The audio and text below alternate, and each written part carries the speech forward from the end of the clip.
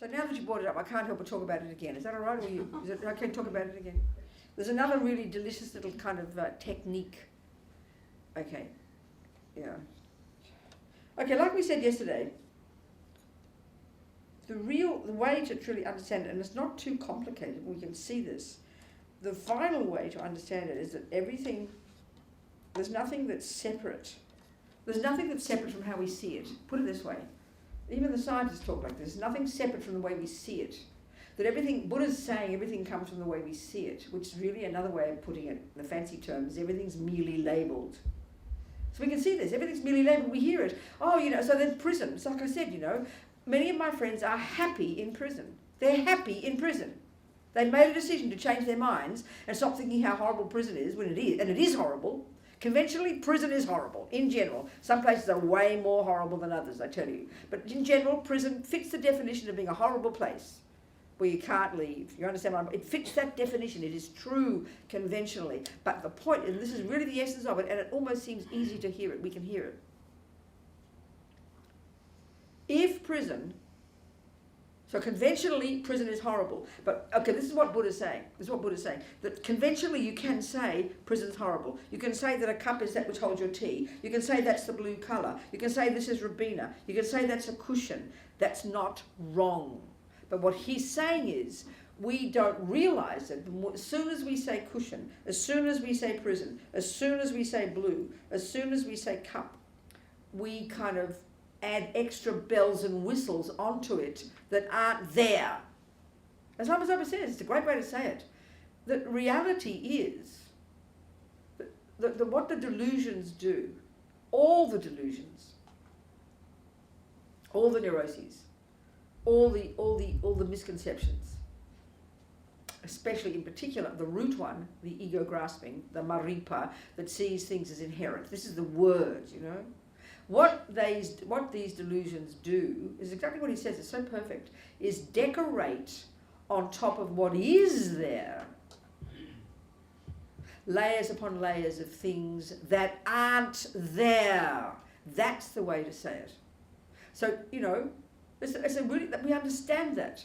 If you really hate somebody, he's this, and you add all these things. He did this, he said this, and he is this, and he's really ugly, and he's a liar, and he's a thief, and he's this, and I hate him, he's the cause of all my suffering. It's obviously you're making a mountain out of a molehill. Because, it's like before that, when you were in love with him, you thought he was the ant's pants. And then you over-exaggerated his deliciousness. We know we do this. This is the ordinary delusions called attachment and anger. We run between these two every day. 1 minute you're in love with Fred, you think he's the most divine thing since the beginning of the universe, and then 1 year later, because he's cheated on you, you now think he's the most evil person in the universe. And it's clearly an exaggeration in both cases. When we can see this aspect, not just of ego grasping, but of all the delusions, I swear to you, we really are comprehending the way Buddha talks. When we get this, we understand Buddhist psychology, which means we can understand emptiness, and it's not too complicated. That the delusions exaggerate, they embellish. So what he's saying when it comes down to emptiness, of course there's an I, conventionally, but not the one we think is there. That's the way to put it. The I we think is there isn't. That's a way to say it. And that's the tricky bit to comprehend what he means by that. So like they say in the teachings, the Lama said, there's a right eye and there's a wrong eye. But we can't tell the difference. It's the same as the cake. If you're so attached to cake, which means attachment, the lie called attachment is running rampant in your mind. And we know that what that causes the cake to look like is ridiculously exaggerated. It looks to you like it's the most, you're just going to cause you all your happiness. It's completely extreme. It embellishes the cake.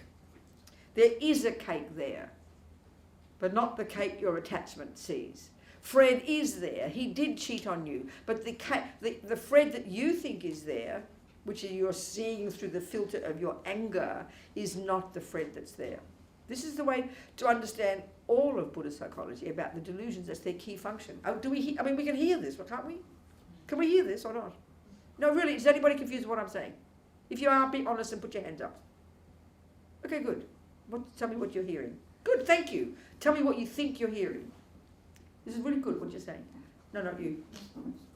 Sweetheart, tell me what you think I'm saying. It's to understand delusions. We are deluded. Yeah. Once you understand this I doesn't exist, you're deluded, you understand the Buddhist overall sense. Okay, even more simple. No, even more simple what I'm saying. Thank you. May I know your name? I forget. Pradeep. Pradeep. Okay, Pradeep, listen. Do you recognize in your mind, if you do, they're like the rest of us, so join the club, do you recognize a thing called attachment? That is a part of you that over-exaggerates the deliciousness of something, that causes you to want to go to it and have it because you believe it'll make you happy. Do you recognize that? Yes. Do we all recognize that? Do we recognize aversion? You go, ooh, that's disgusting, and you think it'll make you suffer. Do we recognize that? So don't even worry about the subtler delusion yet. The deeper delusion, which is called ego grasping, that's the one that believes in the fantasy I. Well, attachment believes in a fantasy cake. Aversion believes in the fantasy ugly next door neighbour or whatever. Or what I'm trying to say, even more simply, when we can understand, and this is unique to the Buddhist view about the way the mind works. Everybody uses the word anger. Everybody uses the word jealousy. We know them, but we don't think the way that Buddha's saying. We all know they're painful. We all agree they're painful when we've got them, don't we? Do we all know that they're painful? Anger hurts you, doesn't it? It makes you miserable. Jealousy, doesn't it make you miserable? Doesn't depression make you miserable? This we get. The world gets this. But to say that depression is exaggerating your horribleness, or that anger is exaggerating his horribleness, or that attachment exaggerates the cake's deliciousness, we've got to think twice about that one. But this is the point. If we can see that before we even get to the subtler delusion, which is the one that over-exaggerates the I, you get my point, then we can understand Buddha's way of talking about the mind, and it's easier to understand emptiness. Because what Buddha's saying is all these delusions that in the modern psychology say they're normal, that you'd be abnormal if you didn't have them. All modern psychology accepts the existence of these states of mind and would even, like I said, would consider you a normal human being. The Buddha has gone further and says, no, you're a suffering human being having these. And guess what I found? Guess what, babies? You can get rid of these. This is Buddha's entire point. That's what he means by nirvana. This is what he means by nirvana. You've achieved your nirvana, your quote-unquote liberation from suffering, when you have cut from your mind, from this hard work, all these liars, have seen the truth that they're all liars, they're made-up stories, all the way down to the ego grasping, the deepest lie, which informs all the other lies, the root delusion, as they call it. When you've cut those from your mind, that's when you've achieved your liberation from suffering and its causes. These are the words, you know. Yeah. Is that a stretch or just a hello? That was a stretch. Good. Okay. Okay. So are we kind of do we hear these words? Good. I'm sure you do. So it's easier to see how attachment exaggerates the deliciousness. Hello. Sit down. It's easy to see. We can see in our daily lives, and if we can see this, we are on track, exactly as you said, Paddy. We can really begin to understand what Buddha's on about, you know. If we can see how anger exaggerates the ugliness of something or somebody, that jealousy exaggerates whatever it is, that depression exaggerates your badness, it's all just internalized anger, and that attachment exaggerates the deliciousness of something. So that's the grosser way. As we see these in a more subtle way, we can see the workings of it every day, and we can start to adjust them. And when we understand this way that delusions function, then we can get to the deeper delusion, the root delusion, the one that's hardest to see because it's the most primordial and it is the one that informs all the others. It's the delusion that exaggerates the very status of things in the first place. Of course it's a more subtle idea, you know. And so, of course, the discussion about the no-self is where we get into that one, and it's really abstract, because when we hear the one about, you know, how we believe there's an I in there that owns the nose and owns the eye, this is when it gets really complicated, and this is a really good discussion to have. So that's what I want to have more of now, a little bit, just a little bit, and use different kind of logical arguments to try and prove the point, which is not the final point, that we don't need a little kind of bossy I in there, like the kind of the boss in there that runs the show, which is one of the ways we think about I, isn't it? So we talk ordinary language. So this is the point about the two truths coming together. As His Holiness says, as all the Lamas say, as the Buddha says, of course there's an I, conventionally speaking. You can't say this is not Robina. You just can't say that. That's foolish. Clearly, I'm called Robina. There's no argument. That is a cup, and it functions exactly as we said. It holds my tea. But the tricky part is what we don't realize that this delusion, the root one, is doing, is exaggerating the very ontological status of cup in the first place. It is more tricky. It is more subtle, and it can sound really clever. But it's the point, you know. So one way of saying is the I that we think is there isn't. And the way Lama Zopa puts it is so tasty. There's two truths again. The words for it, simple words. Ultimately, finally, he says, when we have realized the absence of the fantasy I, that's the words I'm saying, realize emptiness, quote unquote, that means have seen finally that the inherent I we have thought always is there, isn't. That's called realizing emptiness. When we have finally seen the truth that the fantasy inherent I isn't there, it's as if there is no I. That's how he puts it. But there is, conventionally. But what does exist is so subtle. It's as if it doesn't exist. And this is this is the experiential way of the yogis to say how it appears. There isn't an inherent I, but it's as if there's no, when we realize it, it's as if there's no I, but there is. But what does exist is so subtle, it's as if it doesn't. It's such a perfect way to say it from the experience of the yogis. When we have, this is the words for it, when we have realized the ultimate truth, that is to say, the emptiness of the inherent I, when we've realized that, when it's dawned upon us, when we finally see the truth of it, when the penny drops and we get it, once we've realized the emptiness, the lack, the absence of the fantasy I, the independent I, the inherent I, when we realize emptiness, it's as if there is no I. But conventionally, there is an I. But what does exist is so subtle, it's as if it doesn't exist. It's as if it's an illusion. They're the words to say. Just even to say those words to ourselves and try to taste that is already powerful. Because this is the point about words and why words are so powerful. They talk about the power of words, the power of speech. You know, the meaning of Buddha, as I said, is the actual unmanifest, all-pervasive, all-knowing, omniscient, infinite, compassionate consciousness. That's the meaning of Buddha. Like they talk about God, as Lama Zopa said, same. All-pervasive, all-knowing, all-seeing, all-compassionate, infinite, perfect energy that has no manifestation. Then you've got the conventional Buddha, which is the physical Buddha, the Buddha out of infinite compassion manifests in a body. And that person has to speak. The real gift of the Buddha is speech. You know, we can have Mr. Shakyamuni Buddha, Holy Lord Buddha back then. Just think of his, or even think of his holiness. Because the one we know perhaps, just us think he is a Buddha, as they say. Now we can see him every day and it just makes us happy. People cry when they see him, people are happy to see him. But if he never opened his mouth, how would we ever learn to become a Buddha? It's literally impossible. So that's why they say the actual Dharma. When we take refuge, you take refuge in the Buddha. They talk about absolute Buddha, which is the actual enlightened consciousness.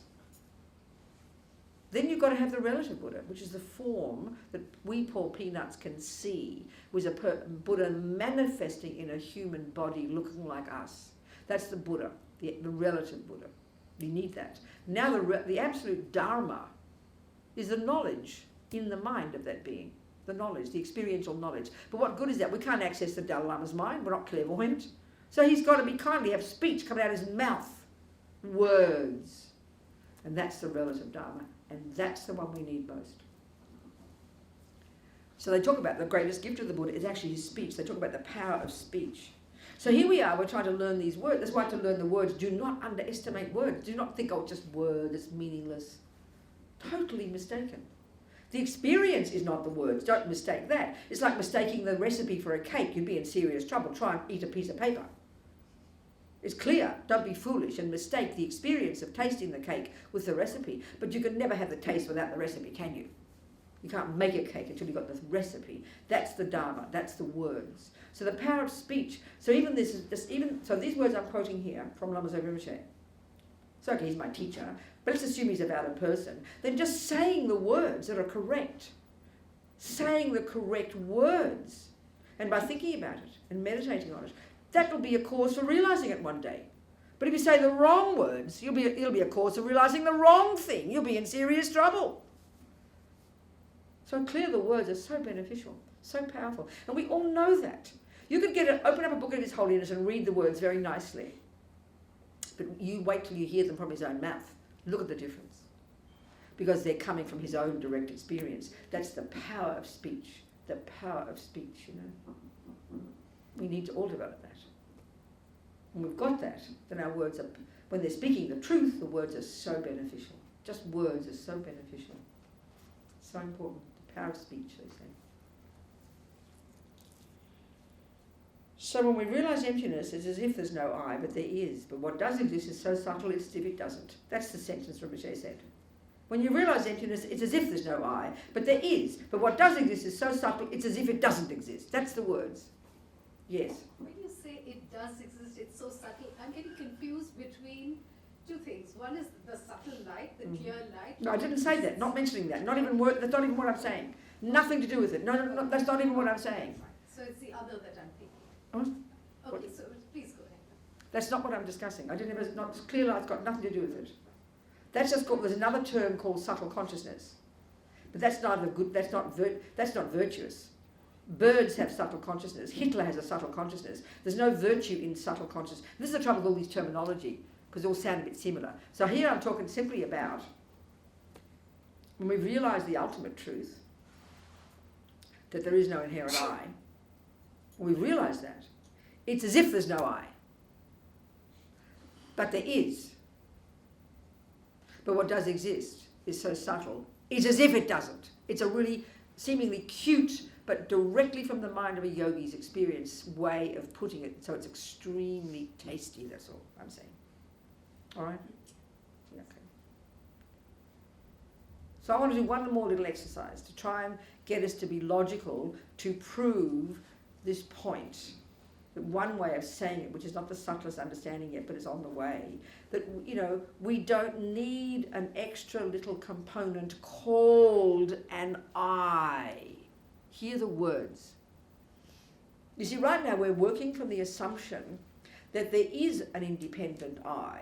Now, we don't think we think that. That's why when we hear that, it's confusing. We don't think we think there's an independent I. We've never heard of such a thing. And then we hear Buddha says that there isn't one. We think, well, what's he telling us for? Who thought there was in the first place? So it's kind of like confusing to us because we don't even know what it means to think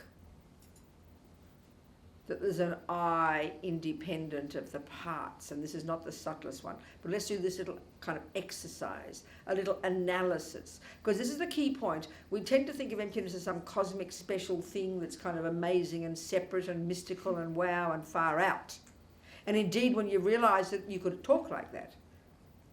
But the way to realise it is to use our noggins. One method is to use logic and analysis to argue with ego's misconceptions, because the key problem with ego is it's made up all this ridiculous nonsense that we totally believe in, you know.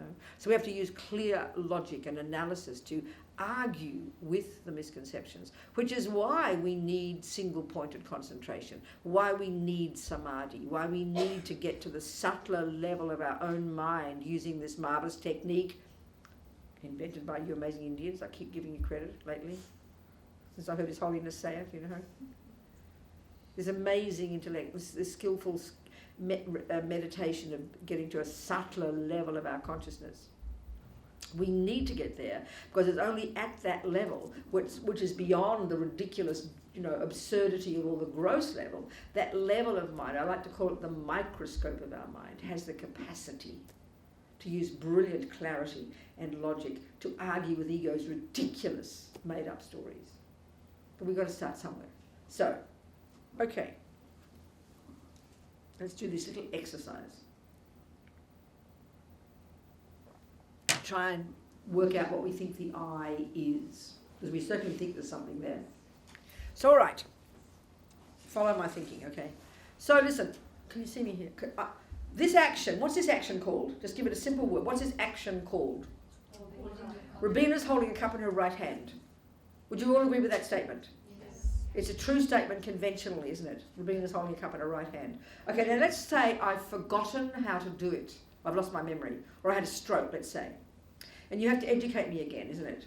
Well, it'd be quite complicated, wouldn't it, to start to educate me? Because I've forgotten completely how to do it. My poor body doesn't know it, so I've got to train myself. Now, if you think about it simply, what you'd have to do is start listing all the different parts of my body that are involved in this action. And it would be quite a few, wouldn't it?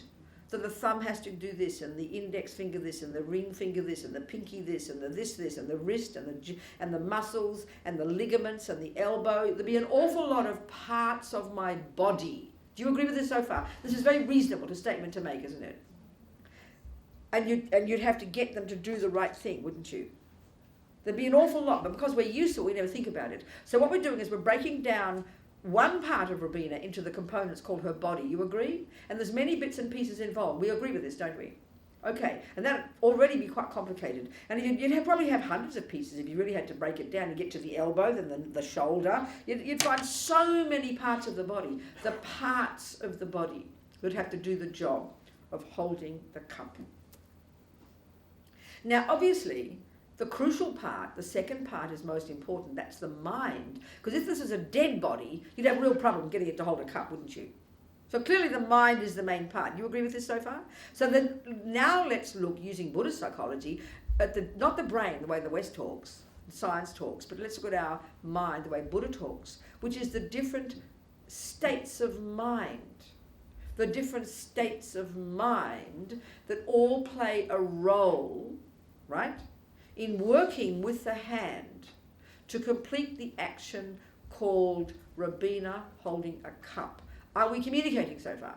So let's look at those. Well, the very first one, the crucial one, the main one, has to be the intention. That's a state of mind. Intention sounds like this: I will hold the cup in my right hand. But even more than that, because intention is going to be very, very meticulous, because intention has to be, the thumb has to go there. And there's another intention. The finger has to go here. And another intention. There'll be a million different intentions, which are the thought, I will.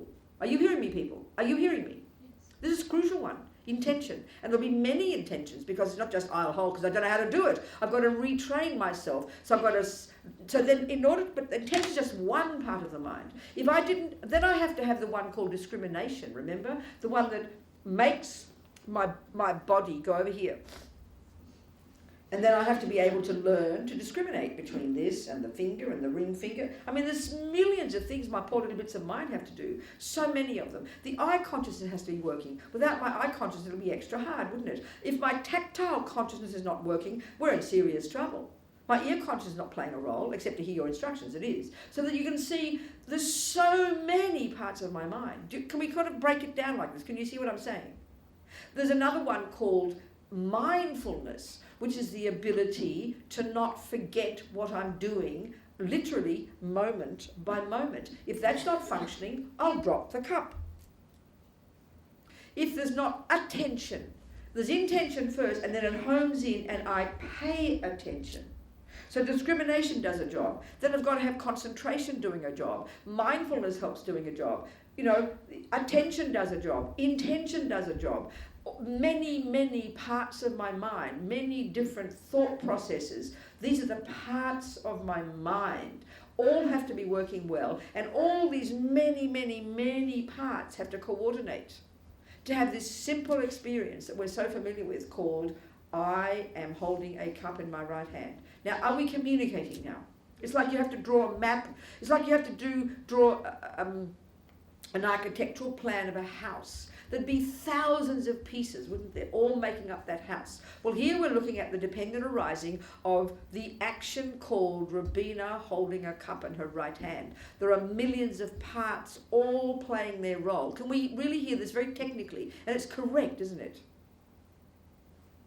Okay, good. So what I've done so far is mention all the many parts of the body that have to be involved, and what I've just mentioned is all the many parts of the Robina's mind, which are the thoughts that have to play a role. Are we communicating? Now my question now is to you, this question. This is now my question. Would you please tell me what role an I would have, that we all believe exists there, that all the other parts aren't fulfilling? What role would an I have in this action that the other parts aren't fulfilling? That's the question. So this is forcing us, instead of saying there's no I, it's forcing us to see what there is and then see what's left over for the I to do. Would you please tell me what job the I would do that the others aren't doing? That's the question. Huh? That's a correct answer, but keep going. I mean, do you hear it? We instinctively feel, because we say, I am holding a cup, I am intending, I am paying attention, I am discriminating, I am doing this, I am holding, I am dropping, I am mindful. We say that. We believe, in other words, we believe there's a little boss in there, like a creator, isn't there? That's how we feel. And that's what this is not the subtlest argument, but this is one of the ones that Buddha's arguing with. From the position that there is that Atman, there is that little boss, there is that soul, there is the one that runs the show, there is the one who decides, there is the witness, there is the one who's watching, there is the one who's deciding, there is the one who's concentrating, there is the one who is bad, there is the one who is good. That's how we feel. Is it not true? But all Buddha's saying is we never analyse it, we just assume. And he says when you analyse it, and this is just one, I mean these great holy beings, certainly in the Tibetan monastic university, study this for 30 years, 40 years, and then the yogis meditate for another 40, if not another 40 lives, for the penny to drop, because the belief in it is so intense. So the commonest answer we all say, which none of you have said yet, but we're all thinking it, is it's like the one who decides, is the boss. We all believe there needs to be a boss. And that's why the Buddhist view is the same concept as a creator.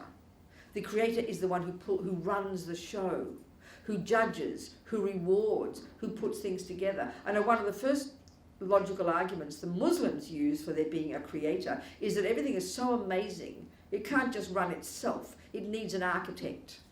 Can you understand that point? And that's what we think about the I. It's the same. On this little mini world here, we believe there's a person who runs the show. And that's this piece called I. And all Buddha's saying is this type of rigorous logic we have to use to prove, the way I'm putting it is, we don't need one. It's an unnecessary embellishment. And that's exactly Buddha's point about karma. We don't need a rewarder. We don't need a punisher. We don't need a boss. We don't need to be created. Because our own actions, our own thoughts do the job fine without a boss. This is the point about karma, So the macrocosm level and the microcosm level. The philosophical view of a creator is the same philosophical view of an I. It's something inherent, independent, separate from, that bosses things. And Buddha says, you don't need one. So there's further to go. There's more to go in the analysis, but this is very tasty already. So another way to put all this is when we start to get to know our minds, learn to hear our thoughts, We hear the thought, I will do that. We hear the thought, I am good, I am bad. It's always exaggerated, it's always distorted. But it's definitely a very real thought, isn't it? I is a thought. So this is the point, you know. There's nothing wrong with saying I'm sitting in a chair. You can't argue that that's wrong. Because conventionally, given the way the universe is, how we use words and concepts, that's a valid statement conventionally. What we don't realise is, when we say the conventional truth, I'm sitting in a chair, what we don't realise is, as we're saying it and thinking it, we're embellishing the I, and we're embellishing the sitting, and we're embellishing the chair, in fact. That's the tricky part. We don't realise we're doing that, because it's so spontaneous. So the truth is kind of polluted by the lie. That's the trouble, you see. And that's why it's so subtle for us. Are we communicating? No? Yes? Yeah. I presume we are,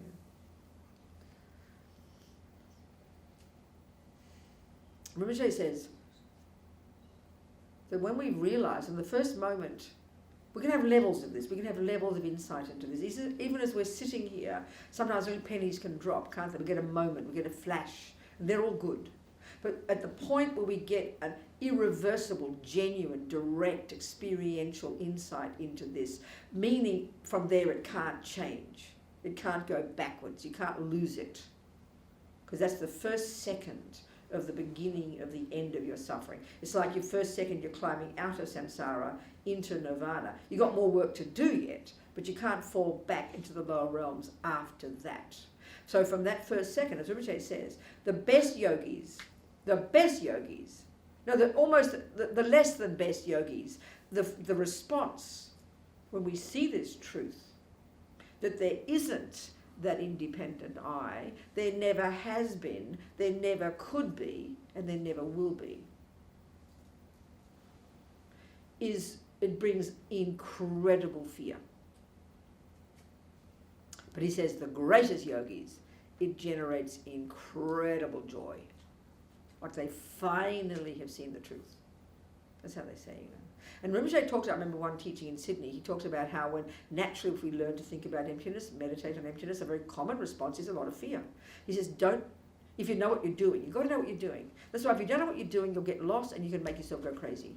Because people get so excited about meditating, you know. You've got to know what you're doing.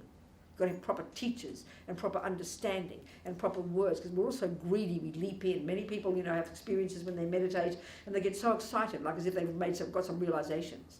It's just people go nuts. The number of people I've heard who go crazy, you know, who don't know what they're doing, get so greedy for some nice feeling. It's just ridiculous. So if you know what you're doing, you don't resist the fear. You don't resist the fear. You go into it. Because you'll never lose your eye. You can't disappear. It's not possible. Which is the first instinct, the fear, you know. It can be a good sign, but you need to know what you're doing, you know. Yes. So the motivation of all the parts of my body learning to pick the cup, they are coming just from desire to pick the cup? No. Say that, not quite, say more. No. So how did you get to that? Tell me about that. So if there's no separate I that's running the show, Yes. which you proved, Yeah. so where is all that coming from? You know? Oh, all the bits and pieces coming together is from habit.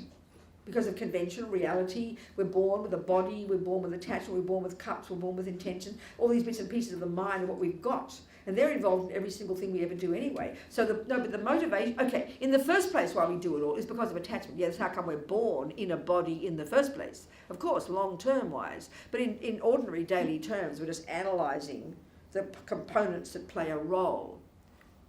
That's all. Just technically.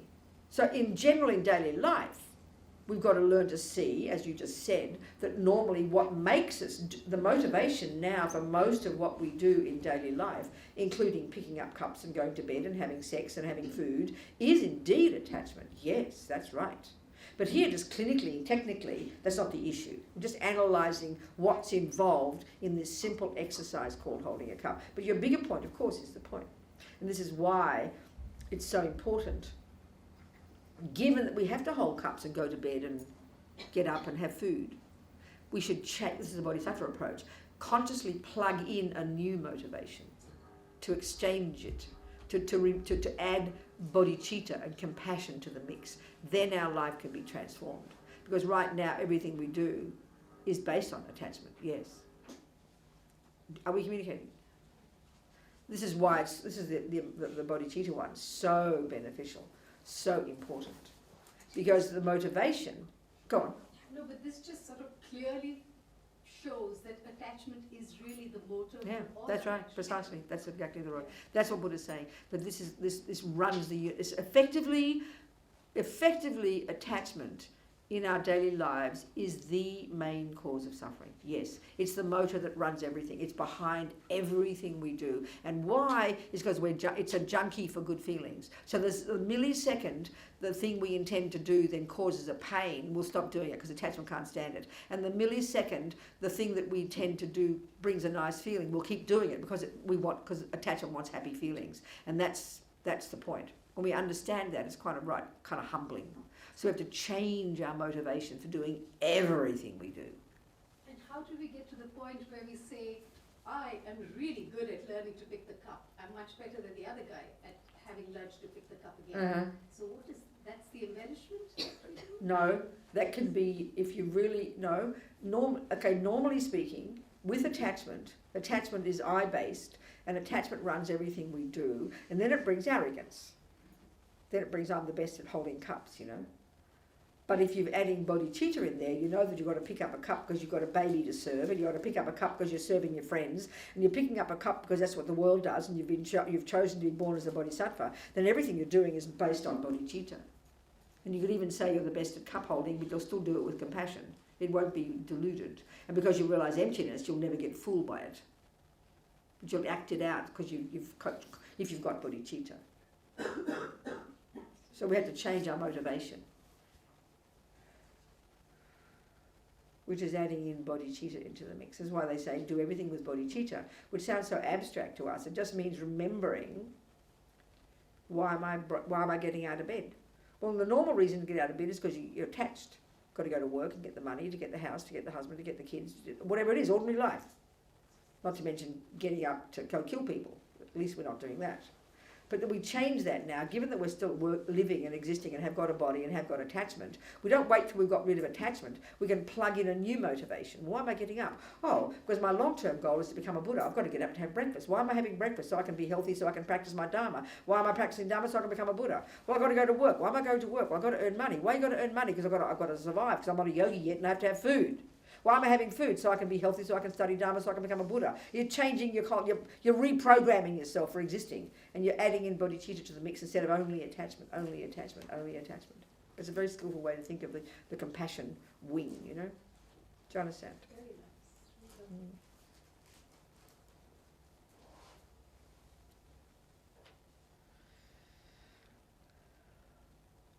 So let's just think about a bit. What time is it? Okay.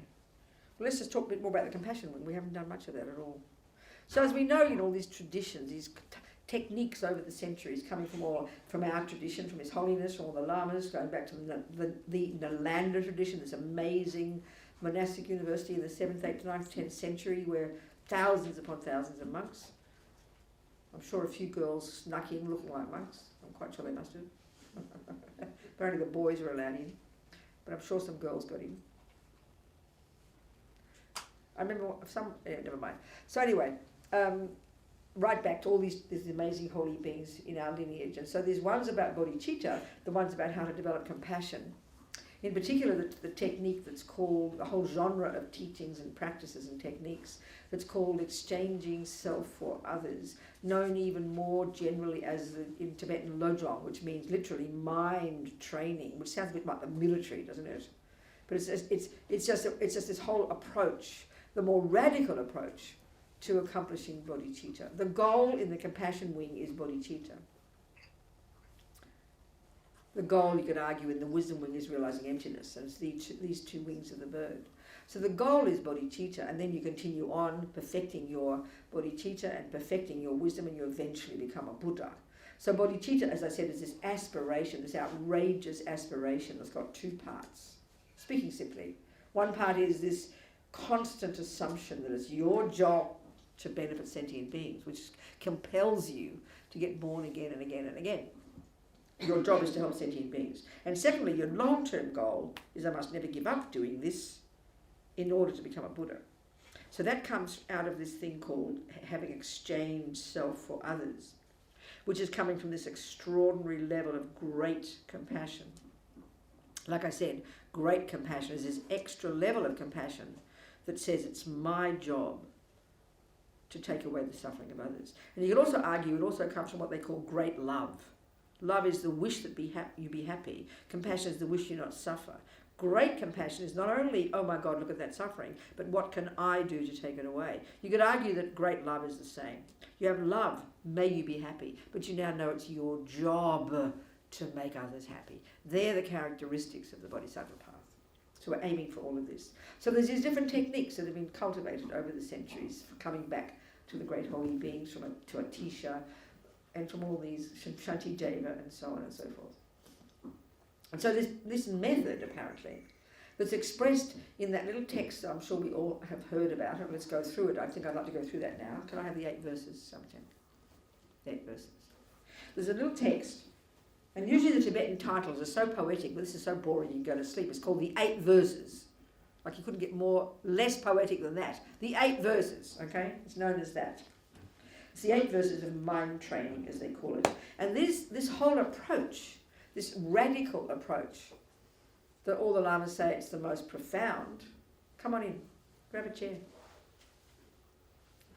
Sometimes take care of people. Fine. Got them? Text? Just one, please. Just one for me, sweetheart. So this radical approach, in the beginning, when Atisha brought it from Salimpa in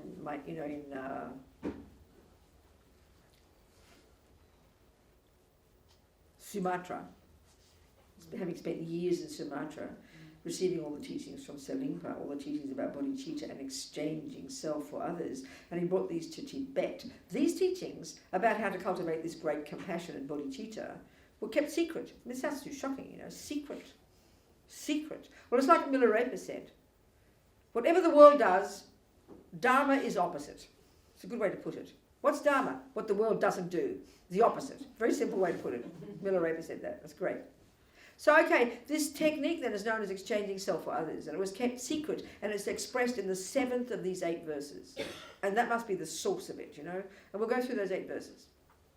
So then, before that though, let's just look at, there's different ways, there's techniques over the centuries that have been used to cultivate, that culminate in bodhicitta. And there's this one that's the combination of one that's called the 6 causes and 1 result, and the other one that's called the one exchanging self for others. And there's one that's a combination of those two, which is 11 little points. 11 little points to meditate on. 11 little bullet points, that is used as the basis of years-long retreat to actually experience the truth of these. So the first one's really powerful. The first one is like the foundation. And like all these points, sometimes we can say, because it's all about love and compassion, we can get a bit wishy-washy. We can see with wisdom, we kind of go get accurate and precise. But often when it comes to love and compassion, we get very vague, very kind of feels all about good feelings and gooey feelings. We've got to be clinically correct as well with this terminology. Thank you. Where's the English? Oh, there we go. Thank you, I've got it. Thank you very much. Thank you.